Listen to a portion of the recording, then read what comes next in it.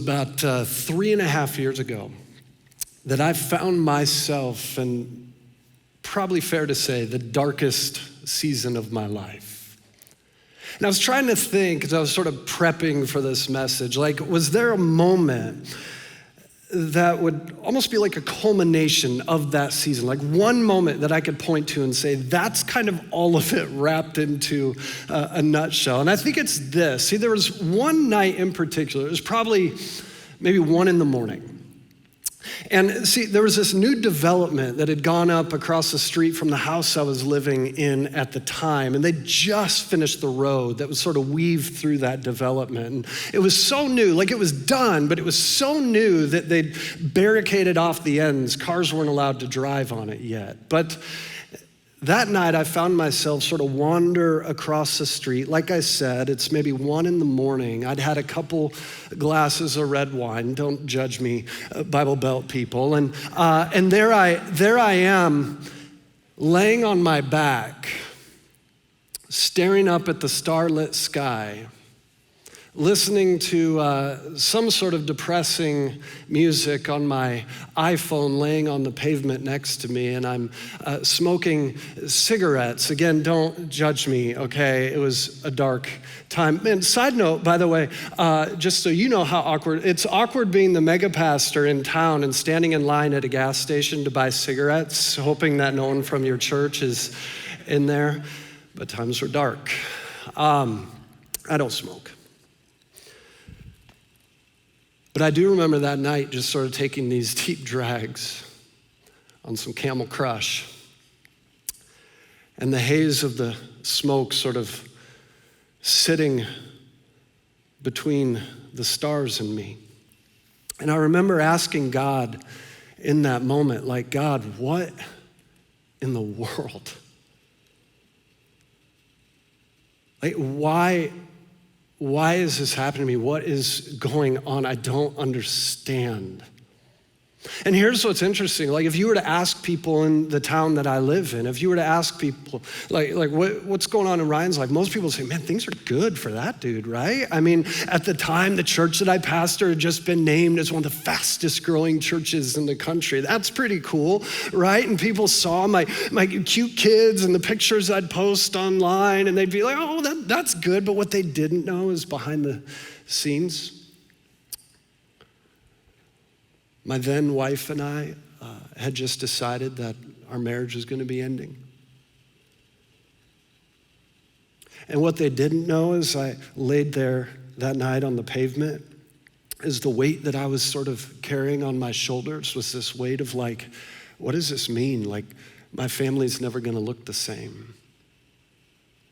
What does this mean? I'm a pastor. Like, how do I do this? How do I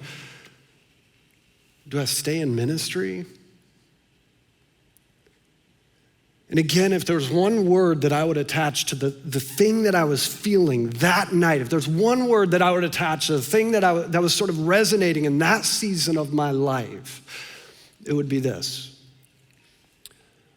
broken.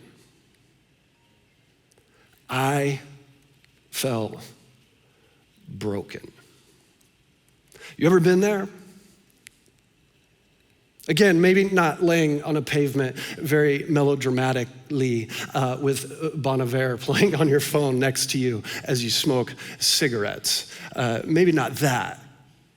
But you ever been there when you're in the car in the parking lot and something just happened, you don't know what to do, and so all you just keep smashing the steering wheel? You ever been there in that moment where you're just crying out to God and you're like, God, I don't understand. Man, I don't get this. I don't get why I have to sit here in this moment, why I have to sit here in this relational loss. God, I don't understand why I got to feel this way. I don't understand why I got to walk in this anxiety or with this depression. God, I don't get this. I don't know what you're doing. God, why is this custody battle got to be such a mess? God, why'd they have to have the affair? God, I don't understand why the financial struggle. God, I don't understand why the job loss. God, this just sucks. You ever been there where the one word that you might attach to your situation, to your scenario, it would just be this, and maybe you're there right now. man, I just feel broken.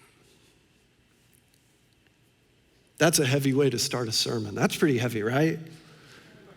Let me introduce myself really quick.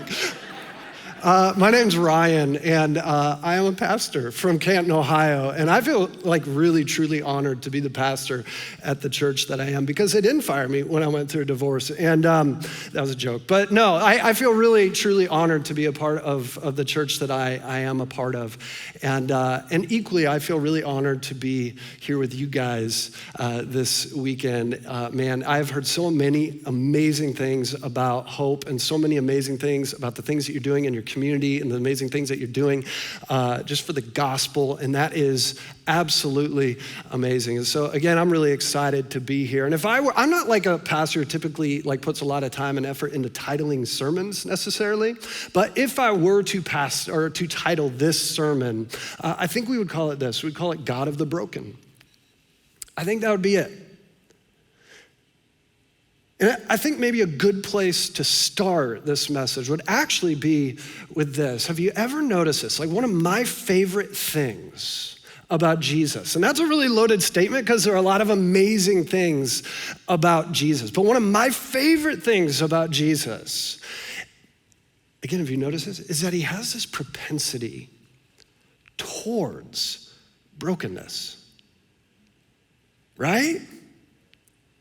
Like he doesn't seem scared off by it. He doesn't seem to put it off at a distance. I mean, just flip open the pages of the gospel. Matthew, Mark, Luke, John. What do we see over and over throughout the gospels? We see this, that Jesus is approaching a sick person. Jesus is approaching the marginalized. Jesus is approaching the hurting. Jesus is approaching the leper or the prostitute or the tax collector or whoever it is, going to Zacchaeus. Hey, the wee little man in the tree, the wee little man, was he? Come down, I'm gonna hang out with you, Zacchaeus.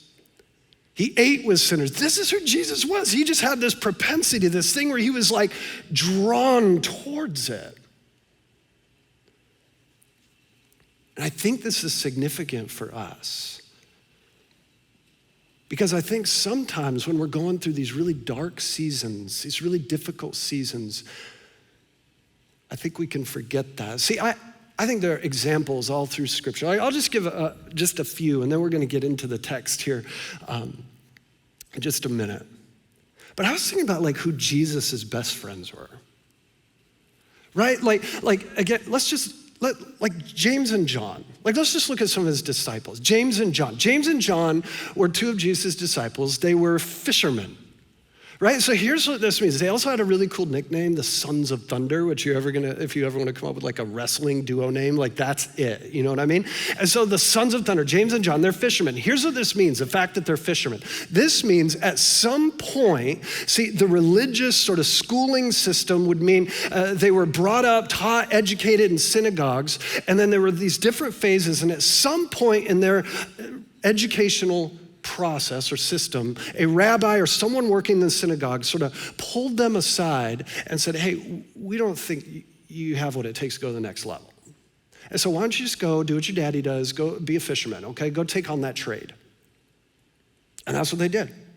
And then Jesus one day is walking along the shore there and he sees them and he says, hey, you guys might have some baggage because someone told you that you weren't sharp enough or you weren't educated enough or you weren't this or that, but will you be my friends? I love that. Or here's another one. How about Matthew? Matthew, you know what Matthew's occupation was before Jesus came along? He was a tax collector. Now in the church, when we talk about tax collectors, it's always sort of lumped in with like prostitutes and tax collectors. And most of us know what prostitutes are. Some of us better than others. That's messed up. Okay, but here's the deal with tax collectors. Tax collectors were so hated because they were essentially recruited by the Roman authorities. Again, the Roman authorities the Jews were under the authority of the Roman government. The Jews hated this. They were oppressed, they were overtaxed, they did not like the Roman authorities. And so the Roman authorities, to try to keep the peace, would actually recruit fellow Jews. They would go and recruit Jews instead of rolling in with centurions or rolling in on horses or whatever and ruffling a bunch of feathers. They would actually do this. They would say, hey, let's just go get some Jews to collect the taxes. And so here's what this meant is if you were a Jewish guy, you'd go around and you're working for the man. And all your Jewish brothers and sisters hate the man. They hate the Roman authorities. You're working for them. The Roman authorities are taxing them into poverty, and you don't care. You're working for them. And then here's what the authorities would say as well. The Romans, they would say, hey, and you can skim a little off the top for yourself. It's fine. So again, this is why tax collectors were so hated in that context, because not only were they working for the man, but they were ripping off people that they grew up going to school with, people they went to synagogue with, people that they hung out with, right? These are like that is the worst of the worst. And so here's what Jesus does. One day he's walking along and he's like, hey, Matthew, what's up, man? Do you want to be my friend? Here's another, I'll just throw one more. Peter, our guy Peter. We all know Peter. If you grew up at church, you know Peter, tried to walk on water, sank, we all love Peter. I think we relate to Peter because he was seemed like a pretty normal guy. And we don't talk about this that much, but Peter was maybe a little racist. Right? Like there's one point in scripture where Peter, he says, listen, I'm not taking this gospel message to those people. Let's just keep it among our people. And he had to be rebuked for it. Like Peter, no, this message is for everybody. This message is for all people. Man, I love that Jesus has this propensity towards brokenness. I love that Jesus says to Peter, hey, will you be my friend? He actually goes one step further with Peter. He says, hey, I'm gonna build my church on you, man. But I think one of the most maybe bold and obvious pictures of God's propensity towards brokenness is found in this story in Mark chapter 5. If you have a Bible, you can open up there with me. The book of Mark is in the New Testament. You got Matthew, then you got Mark. And let me set the stage a little bit before we get into this. See, this is a story of a demon-possessed man. Now, it's a little misleading to say demon because it's actually plural. You'll see as we get into the story. But before we even jump into it, I want to set the scene. See, here's what we find. Jesus has been teaching. He's been hanging out with some folks, and I think he was teaching on like the parable of the mustard seed. And as Jesus is teaching and he's sort of telling this story, he finishes up, and then we have to assume Jesus is tired, right? Because he's being pulled a million different directions. He's teaching, he's healing, he's hanging out with, he's eating dinner with different people, and so he's just constantly doing all of these different things. So he's tired. And so Jesus looks at his buddies, James, John, the sons of thunder, Peter, right? He's looking at all these guys, Matthew, and all the rest of the disciples. And he's like, hey, listen, here's this lake. What if we go over there on the other side of the lake? Like, let's just get in this boat. Let's just go over there. And all the disciples, they knew what was on the other side of the lake. We'll get to that in just a second. And so they sort of load into the boat. And again, Jesus is tired. So it says in Mark chapter 4, it says that he found this little cushion. I like that it's like a little cushion. I just imagine like a little cute little with like the little things coming off the corners. And he's just Jesus, cute, sweet Jesus lays his little head on the little cute cushion, right? Just imagine that for a moment. And it says he falls asleep in the boat, okay? And so they start to make their way across this body of water. But as they're doing it, this big storm breaks out. And we know it's a big storm because the disciples start to lose their minds. And they start to, again, I don't know that much about boats or whatever, but they start to kind of like grab things, and they're like, man, someone's got it. The waves are starting to like come up and hit the sides of the boat, and it's taking on water, and the rain is coming in, not just like straight, like I'm imagining like sideways rain, and the wind is crazy, and so they're like maybe raising the sail or maybe lowering it. I don't know how boats work. Someone get a paddle and do this, and they get buckets, and they're like, and then someone looks over and they're like, where's Jesus? Like, what do we do? I don't know. How do we do this? How do we navigate this whole situation? I'm losing my mind. And James and John are like, we're the sons of thunder, right? I don't know, probably not. And they're all freaking out, and then someone looks over, and there's Jesus sleeping, just sweet little Jesus sleeping on that little cushion. It says cushion, it doesn't say pillow, it says cushion. If there's a pillow, I imagine bigger, but cushion seems small. And he's just asleep.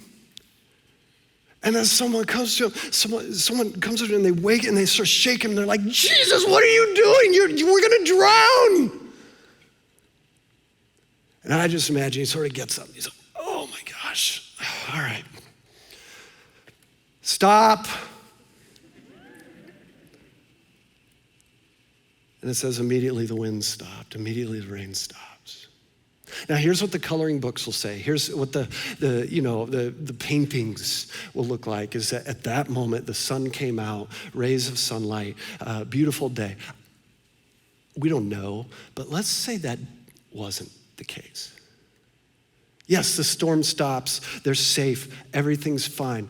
But I like to think that maybe there's still this sort of mist over the water. And I started to wonder, like, what if there was like this fog sort of still hanging in the air? And at just that moment, as this fog is sort of hanging over the air, and there's sort of this mist and this like eeriness, and the disciples are standing back like, did he just do that? Like freaking out. Did he just tell the storm and it did it? What? I imagine they're terrified. And it's at that moment that the boat just sort of comes ashore.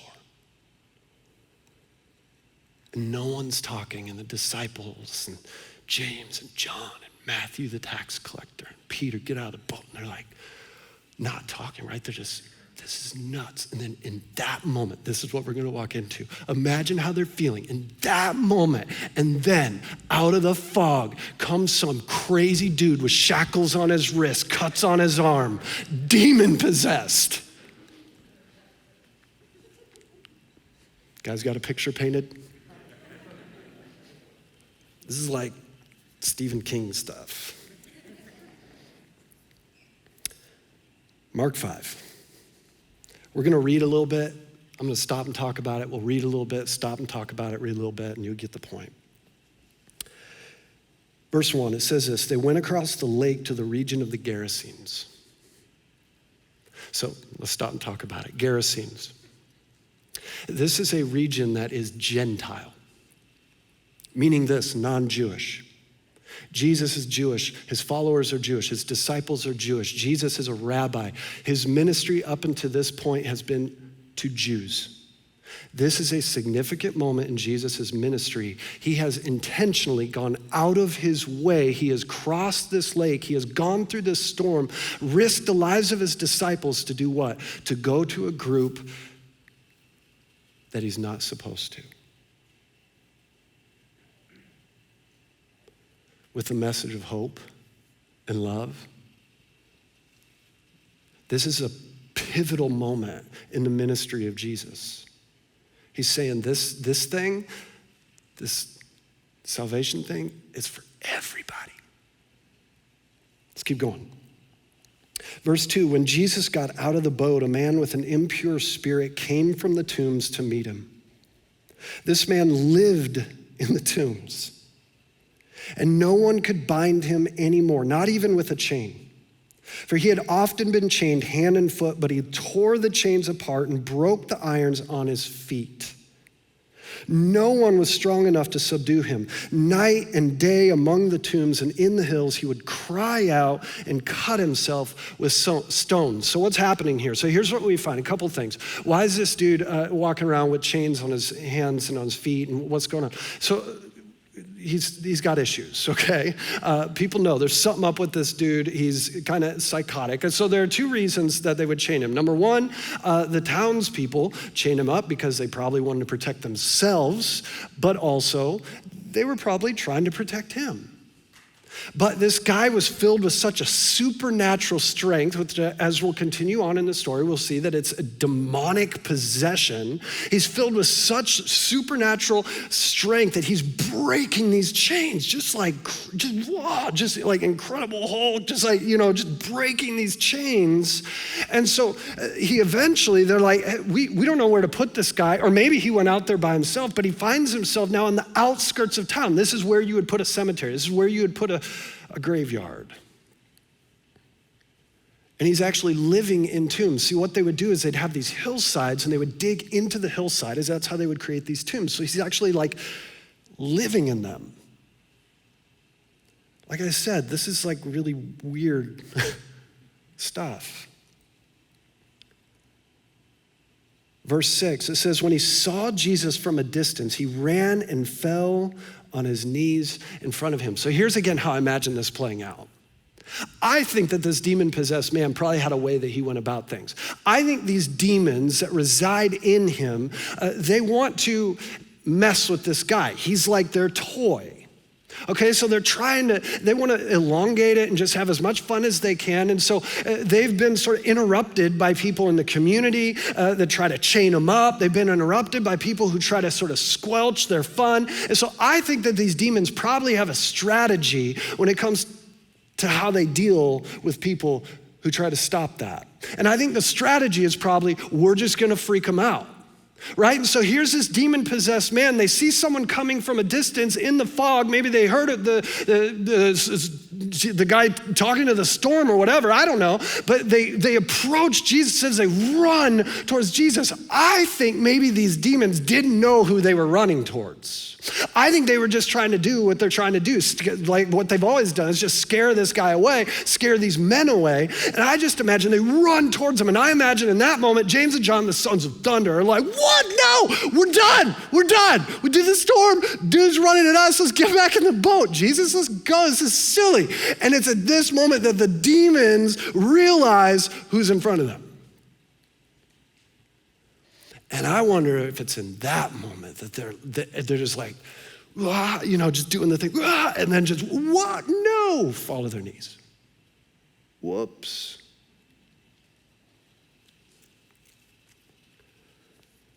And here's what they say. He shouted, the demon-possessed man, at the top of his voice, what do you want with me, Jesus? Son of the Most High God. In God's name, don't torture me.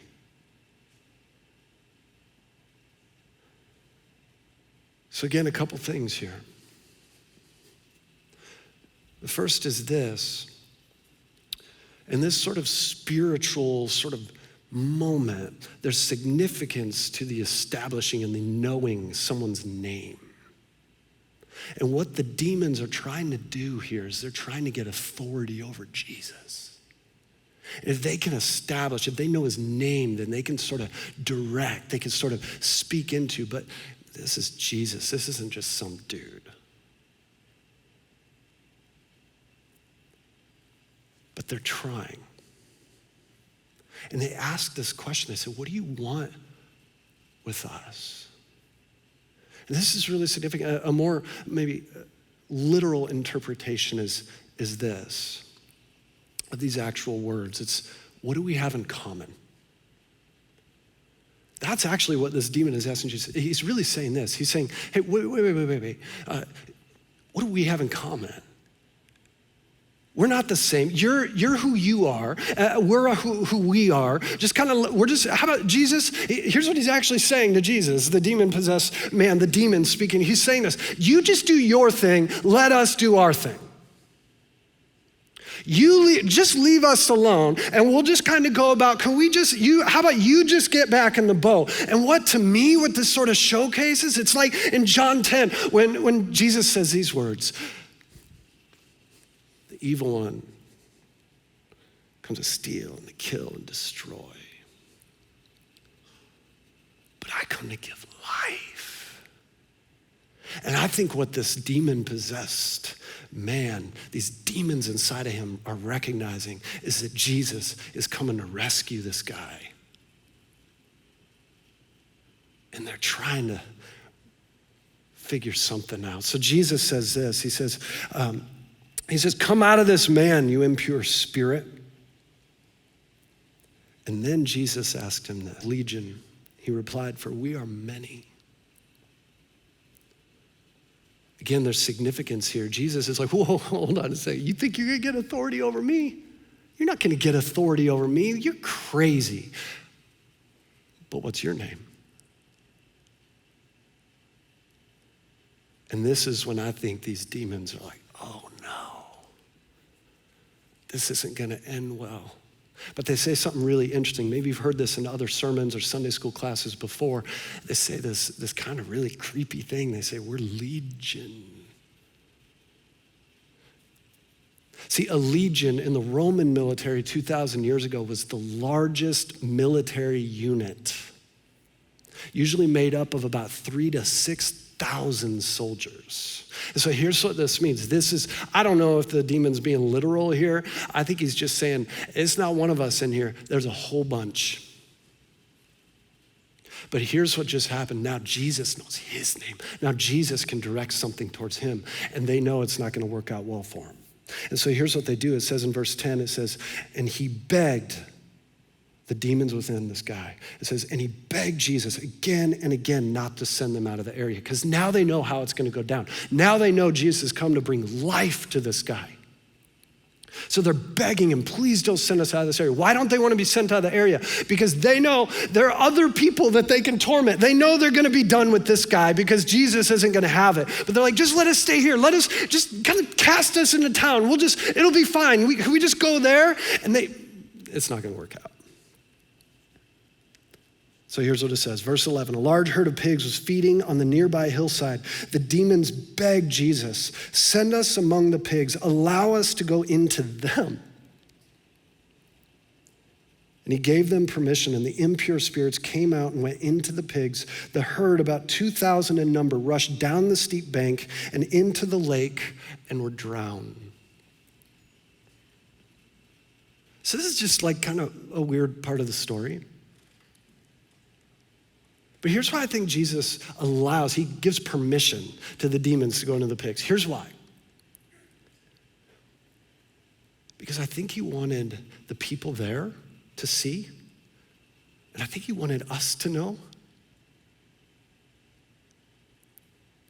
This is what the demons and the evil ones are actually trying to accomplish. They just want to kill. Watch what happens when they go in the pigs. That didn't take long. This is their desire, is to just destroy.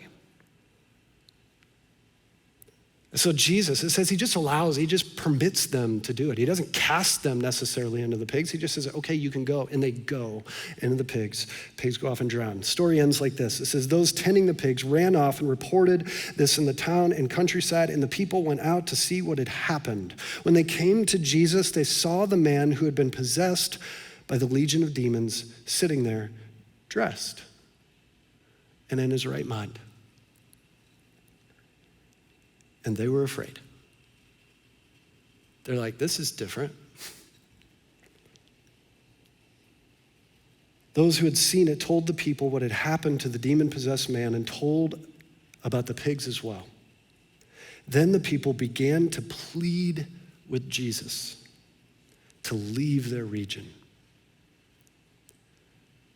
They're like, we don't know what just happened, but that was a lot of pigs.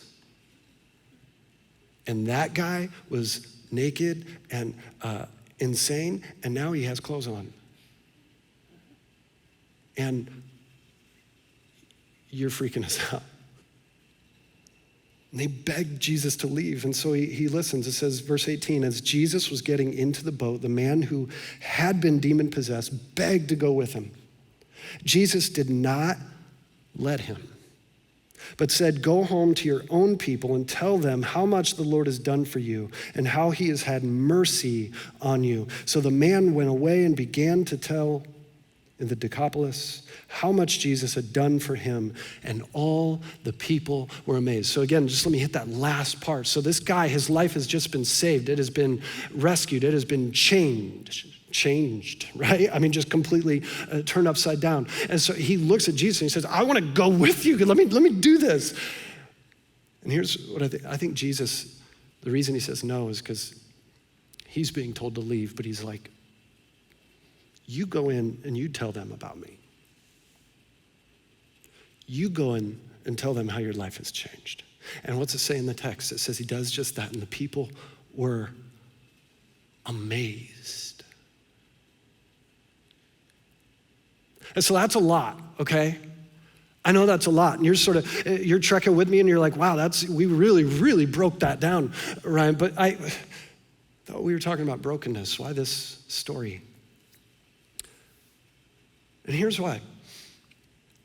I can't think of a much more broken guy than a dude walking around with chains on his wrists and on his feet, with cut marks all over his body, living in a cemetery naked. Can you? I can't think of a much more broken guy in isolation, crying out day and night from the hills for some release and relief.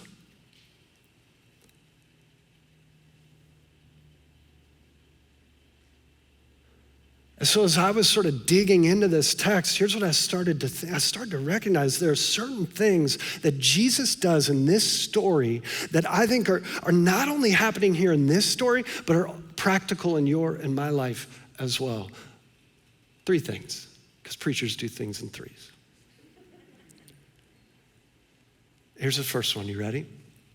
Here's the first thing I see in this story, and I see it in your story too. If you're sitting in a season of brokenness, in a season of hurt, in a season of pain, in a season of frustration, in a season of heartbreak, in a season of joblessness, whatever your season is, okay? If there's this season and the word that you would attach to it is just like, I am broken. If that's where you are, here's the first thing that I see in this story, and I think is relevant to your story as well. Here it is. Jesus goes to him. Right?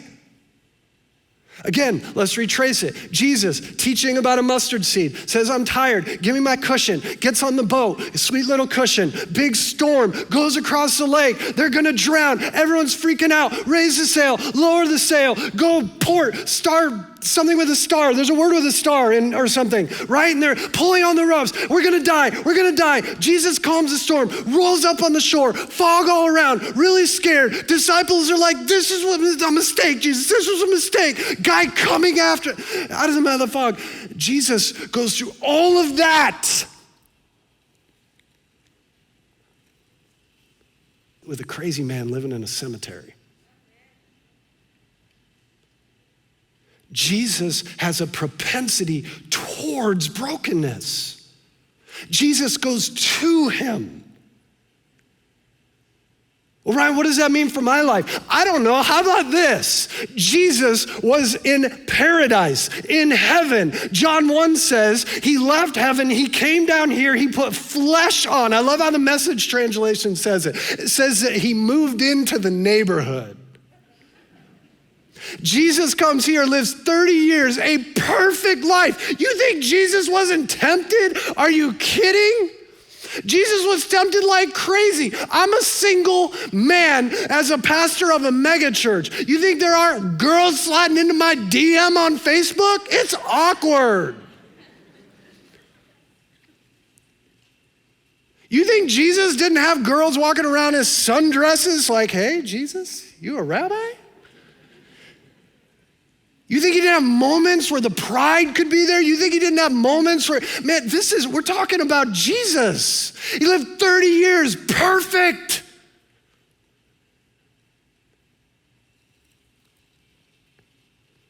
Three years of ministry, goes to a cross, dies, a death he didn't deserve,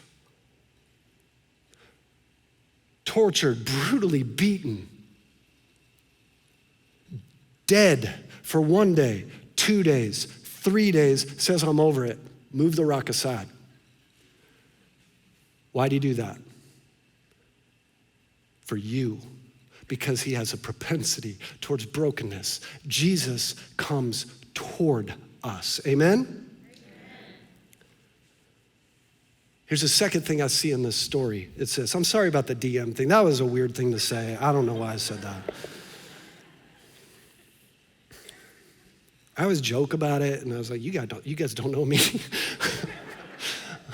Here's the second thing. Jesus heals this guy, right?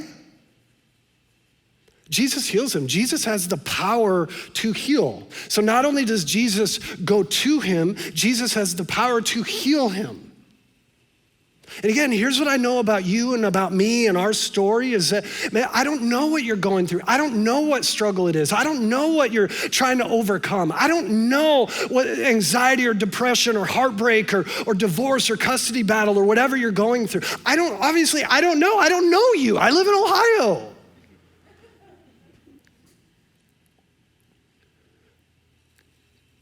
But I do know, because it happens in this story, and I do know that it's happened in a lot of others, and it's happened in different seasons of my life, I know that he has the power to heal. And so here's the awkward thing is I can't promise you that he's gonna heal the chemical imbalance in your head. I can't promise you that he's gonna heal your cancer. But I know he can. And here's the thing, And here's one of the things that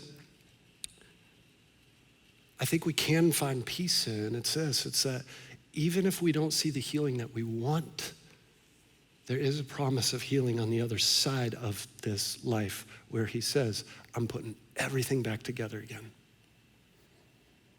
I know for some of us it's like that's not super hopeful, but it should be.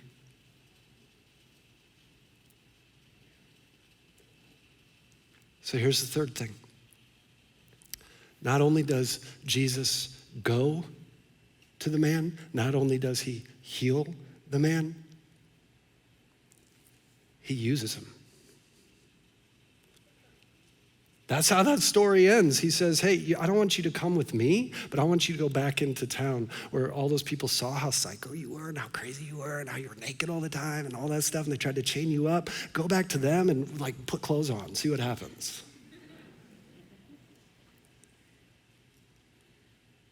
Jesus uses them. And what does he do? He goes back in and says they were amazed at the things he said about Jesus. And here's where I think a lot of us sort of struggle is we feel too broken to be used. We feel too hurt to be used. We feel too lost to be used. We even do this silly thing in the church. I think it's silly. We do this thing in the church where we're all about somebody's testimony as there's like a safe period of time between the moment that the bad thing happened to the moment. You know what I find really interesting is the Apostle Paul, what does he talk about one time? He talks about having these thorns in his side, right? Remember that? The Apostle Paul, he's like, man, I've cried out to God to take these thorns out of my side. And we don't know what they are, but it was some sort of struggle that he had. And you know what God did with Paul, even in the midst of those thorns and that struggle? He was like, I'm gonna use you now. Sometimes we do this silly thing in the church where we're like, hey, God's gonna use you, but make sure that you've had 8 years of therapy first, and make sure that you've done this first, and make sure you've done this first, and once you got enough time removed, then we'll bring you up and we'll do a nice little video and we'll make it really polished and everything. And sometimes I think God is like, no, I wanna use you right now. And I know that's not everybody's situation. Some of us need the time and the space and the healing, but some of us, God's like, I just want to use you now.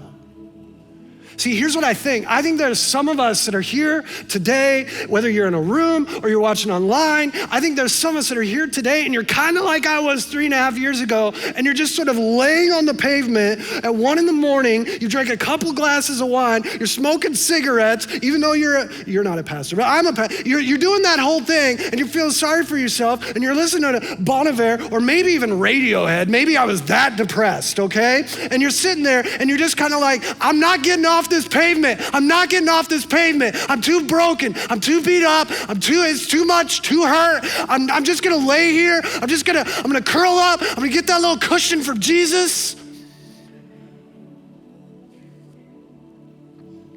And I'm not trying to discredit the hurt and the pain and the hardship that you're going through, the job loss, the financial struggle, the divorce. I'm not trying to discredit the custody battle. I'm not trying to discredit the health struggle. I'm not trying to discredit that. I get it, brokenness is real, but there's some of us, not all, some of us that we're just laying there. I mean, I think Jesus is like, it's time to get up. It's time to get up. Come on. Come on, get off the pavement, right? Because man, I went to great lengths in pursuing you. I have the power to heal you, and you better believe I'm gonna use you. Let's get up. I don't know what you're going through. I don't know your story, but I know that there's one who does, and he has a track record that's pretty good. Lean into that. Lean into that. Trust that. Father God, we thank you for this time. We thank you for your word. We thank you that you are a God with a propensity towards brokenness.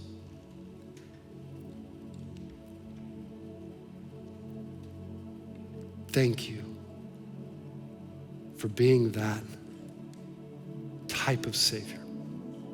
God, I pray for healing on those that need healing. God, would you do a miraculous work? God, I pray for those that have been kind of sitting in that place of like, I'm too messed up to be used. Nope, it's time to get up off the pavement.